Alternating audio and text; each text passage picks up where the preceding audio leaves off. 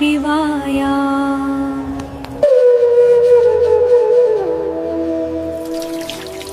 हर हर महादेव, जय भोलेनाथ। भगवान शिव की कृपा आप सब पर सदैव बनी रहे।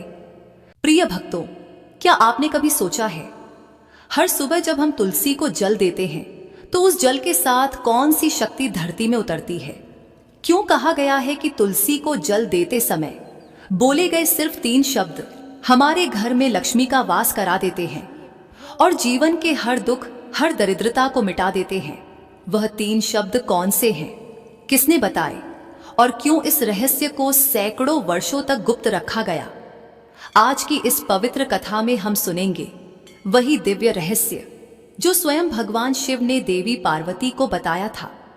कैलाश पर्वत पर उस दिन का दृश्य विलक्षण था। चारों ओर गंगा की कलकल ध्वनि गूंज रही थी और नंदी भगवान शिव के चरणों में ध्यानस्थ खड़े थे।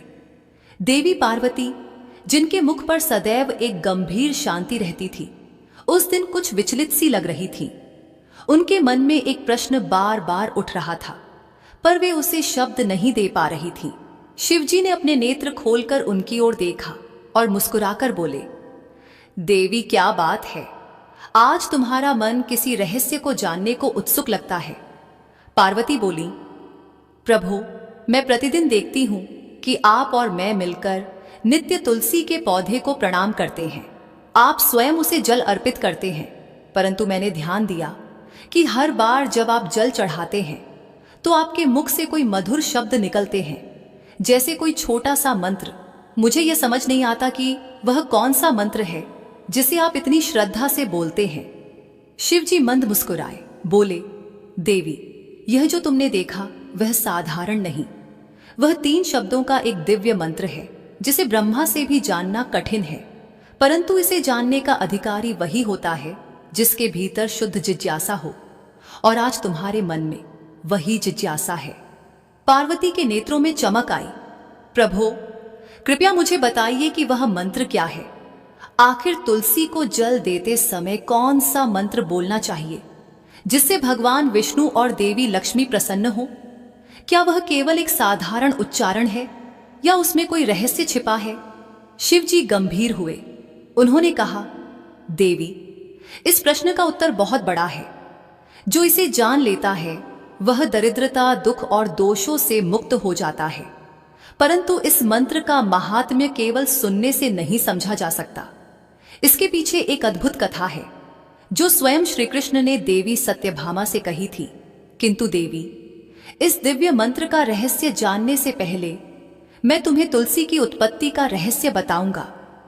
तुलसी की उत्पत्ति का रहस्य सुनने से ही मनुष्य को अश्वमेध यज्ञ का फल प्राप्त होता है।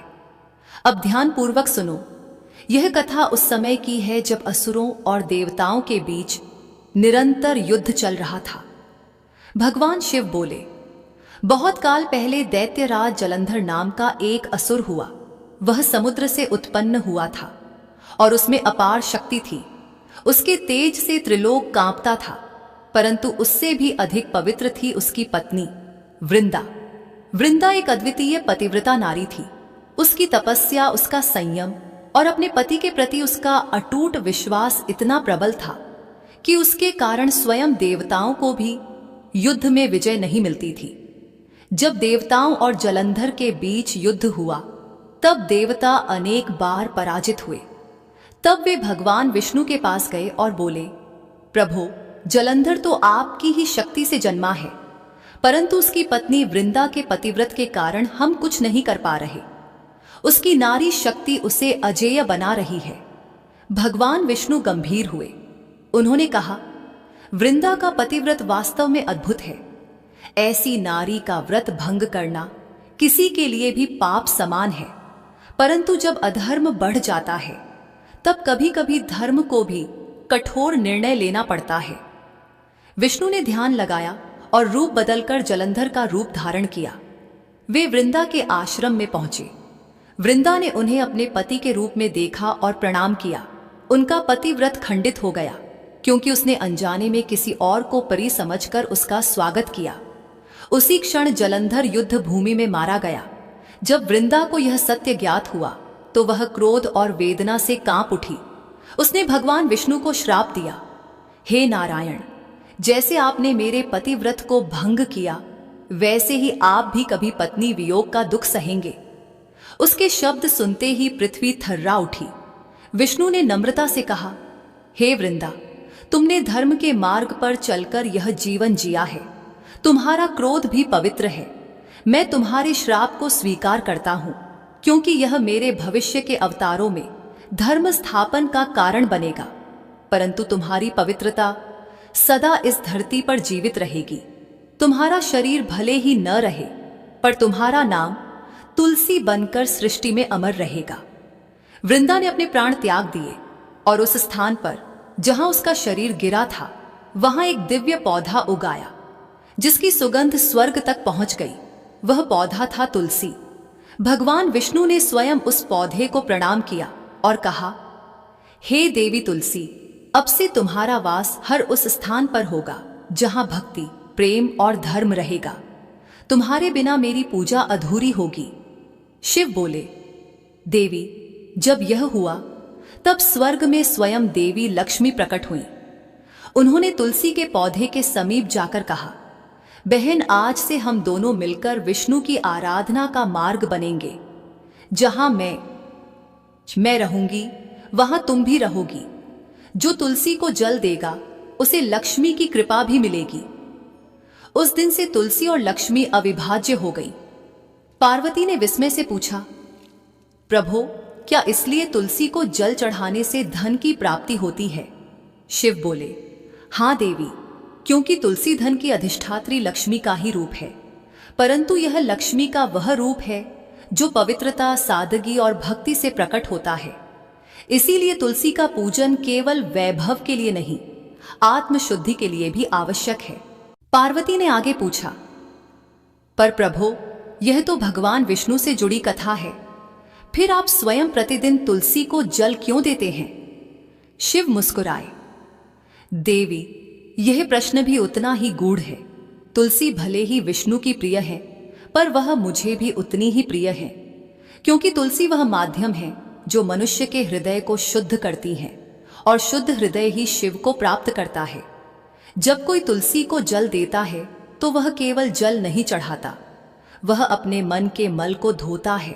इसलिए मैं भी नित्य तुलसी को जल देकर मानवता को यही संदेश देता हूं कि पवित्रता ही परम भक्ति है। पार्वती ने कहा, प्रभु, तो क्या यह सत्य है कि तुलसी के पत्ते शिवलिंग पर नहीं चढ़ाए जाते? शिव बोले, हां देवी, क्योंकि तुलसी वृंदा का रूप है और वृंदा का पतिव्रत भगवान विष्णु से जुड़ा है, अतः उसका अर्पण केवल विष्णु को ही उचित है। परंतु इसका अर्थ यह नहीं कि तुलसी शिव को अप्रिय है। तुलसी का पूजन और उसके समक्ष दीप जलाना मेरे लिए भी अत्यंत प्रिय है, क्योंकि वह पवित्रता का प्रतीक है। पार्वती ने हाथ जोड़कर कहा, प्रभो, तुलसी की उत्पत्ति का रहस्य तो आपने सुना दिया, अब कृपा करके 3 शब्दों वाले उस मंत्र का रहस्य भी बताइए। तुलसी को जल देते समय क्या मंत्र बोलना चाहिए? कृपा करके वह कथा मुझे सुनाइए। शिवजी ने शांत दृष्टि से देवी की ओर देखा, मुस्कुराए और बोले, देवी, तुम्हारा यह प्रश्न साधारण नहीं है। इस प्रश्न का उत्तर देने से पहले तुम्हें एक कथा सुननी होगी, क्योंकि बिना उस कथा को सुने इस मंत्र का अर्थ अधूरा रहेगा। यह कथा भगवान श्री कृष्ण और देवी सत्यभामा से जुड़ी है। उन्होंने भी वही प्रश्न पूछा था जो आज तुम मुझसे पूछ रही हो। तुलसी को जल देते समय क्या बोलना चाहिए? अब ध्यान से सुनो। यह कथा सुनने मात्र से ही पाप मिट जाते हैं और मनुष्य को 100 वर्ष तक तुलसी पूजन का पुण्य मिलता है। द्वारका नगरी उस दिन बड़ी शोभायमान थी। समुद्र की लहरें मोतियों सी चमक रही थीं, महलों की दीवारें स्वर्ण सी दमक रही थीं। देवी सत्यभामा अपने महल की बालकनी से नीचे देख रही थीं, जहां देवी रुक्मिणी तुलसी को जल चढ़ा रही थीं। हाथ में रजत कलश, होंठों पर मुस्कान और मुख से कोई मधुर मंत्र प्रवाहित हो रहा था। सत्यभामा के मन में जिज्ञासा उठी, रोज तुलसी को इतना महत्व क्यों दिया जाता है? क्या इस पौधे में कोई रहस्य छिपा है? वह तुरंत श्री कृष्ण के पास पहुंची। उन्होंने कहा, हे स्वामी, मैं प्रतिदिन देखती हूँ कि आप तुलसी को जल चढ़ाते हैं और रुक्मिणी जी दीपक जलाती हैं। कृपया बताइए, इसके पीछे क्या रहस्य है? आखिर तुलसी का ऐसा कौन सा महत्व है कि स्वयं भगवान उस पर जल चढ़ाते हैं? श्री कृष्ण मुस्कुराए। देवी, यह प्रश्न अत्यंत शुभ है। तुलसी साक्षात लक्ष्मी का रूप है। जहां तुलसी का वास होता है वहां लक्ष्मी स्वयं निवास करती हैं। परंतु केवल तुलसी को जल देना पर्याप्त नहीं। जल अर्पित करते समय बोला गया एक छोटा सा मंत्र संपूर्ण जीवन बदल देता है। सत्यभामा ने विस्मय से पूछा, हे प्रभु, वह कौन सा मंत्र है?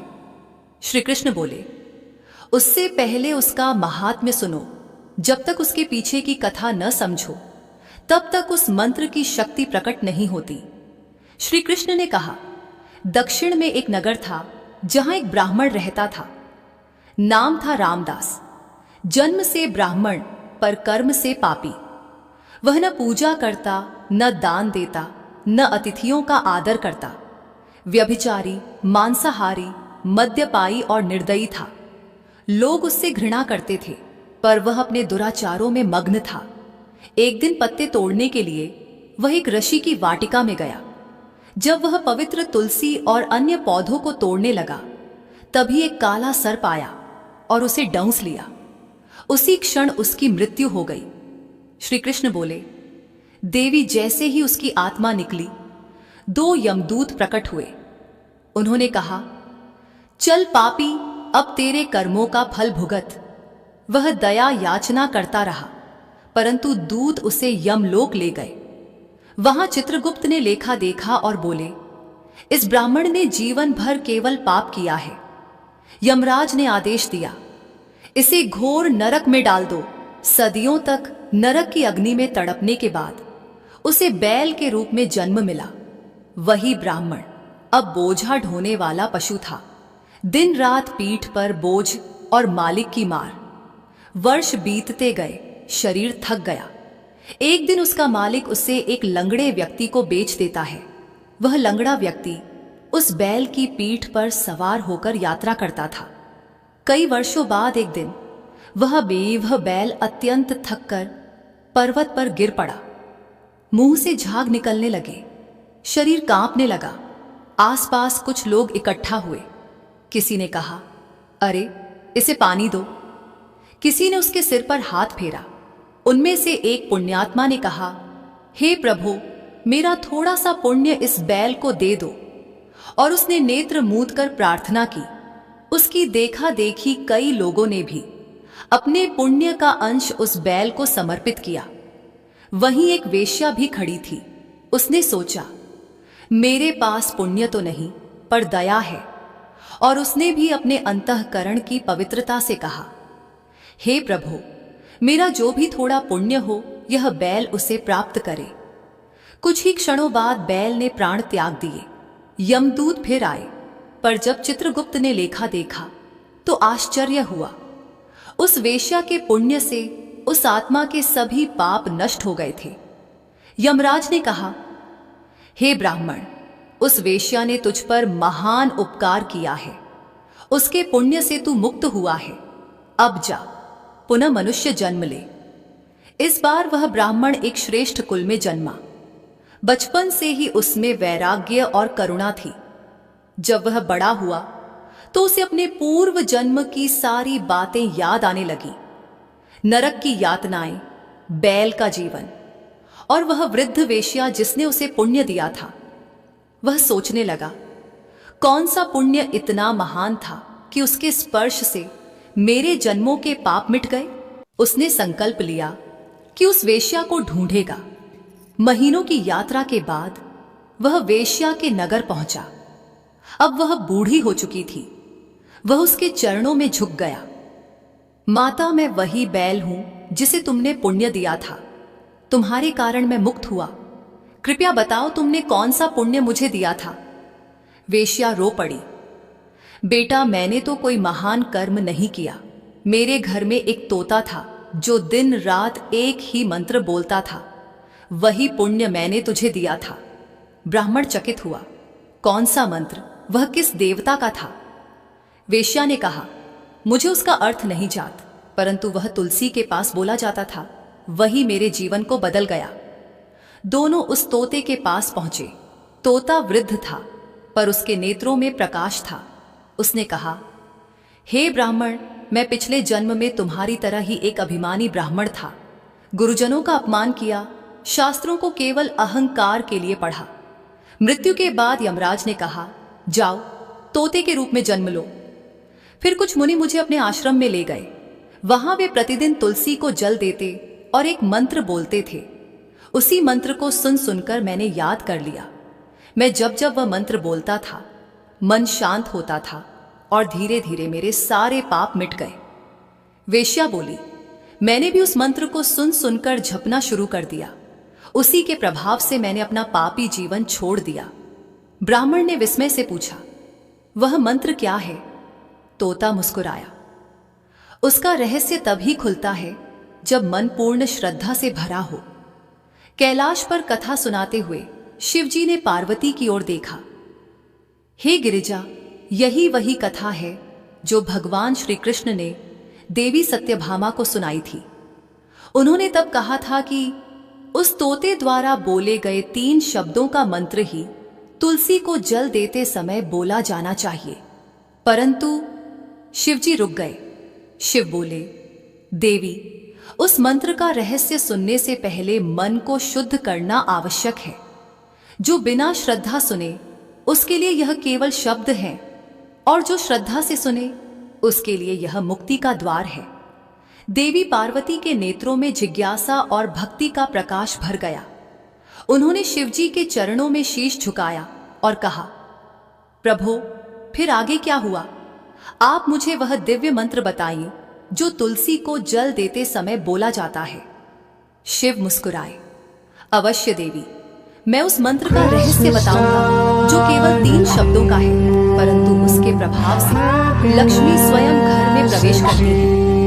आकाश में मंद गंधर्व गान गूंज उठा। कैलाश की हवा में तुलसी की सुगंध फैल गई और रात की निस्तब्धता में वह प्रश्न गूंजता रहा, तुलसी को जल देने का मंत्र कौन सा है? रात बीत चुकी थी। देवी पार्वती अपने कमलासन पर ध्यान मग्न बैठी थी। उनके नेत्र बंद थे, पर मन बार बार उसी विचार में जा रहा था। वह 3 शब्दों का मंत्र कौन सा होगा जिसे बोलने से लक्ष्मी स्वयं घर में आती है? उसी समय भगवान शिव प्रकट हुए। त्रिपुट तिलक से उनका मुख तेजस्वी लग रहा था। जटाओं से गंगा झर रही थी और चारों ओर नंदी, भूतगण और रिद्ध सिद्धियां उपस्थित थीं। पार्वती ने नेत्र खोले और नम्रता से कहा, प्रभु, पूरी रात मेरा मन एक ही विचार में डूबा रहा। आपने कल कहा था कि वह मंत्र 3 शब्दों का है, परंतु उसका रहस्य केवल वही जान सकता है जो श्रद्धा से सुनने योग्य हो। आज मैं तैयार हूँ प्रभु।